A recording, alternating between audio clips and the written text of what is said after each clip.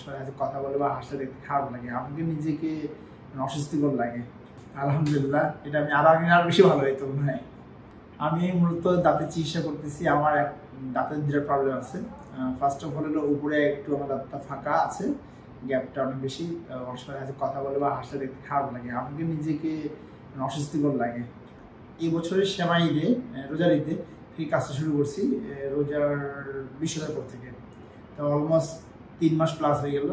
আমার ইমপ্রুভমেন্ট যদি আমি দেখি, আগের থেকে প্রায় 80%, আমার 90% ইমপ্রুভমেন্ট নিচ্ছে।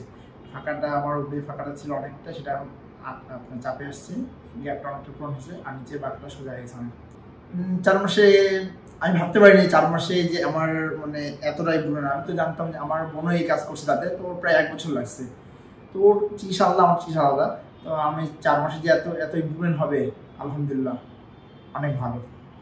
কাজটা করার পর 7 দিন সম্ভবত একটু আনইজি লাগে, ব্যথা নাই, মানে একটু খাইতে সমস্যা হয় বা একটু গালটা কাটে যায়।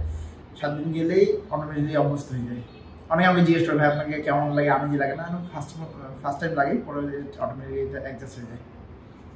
হ্যাঁ, অবশ্যই। অসংখ্য ধন্যবাদ ডেন্টাল জোনকে। আর ডেন্টাল জোনের যে মানে সার্ভিসটা বা ডেন্টাল জোনের চিকিৎসাটা আলহামদুলিল্লাহ অনেক ভালো। আপনাকে ধন্যবাদ, আর আপনার ফাইনাল রেজাল্টের জন্য আমরা অপেক্ষা করব।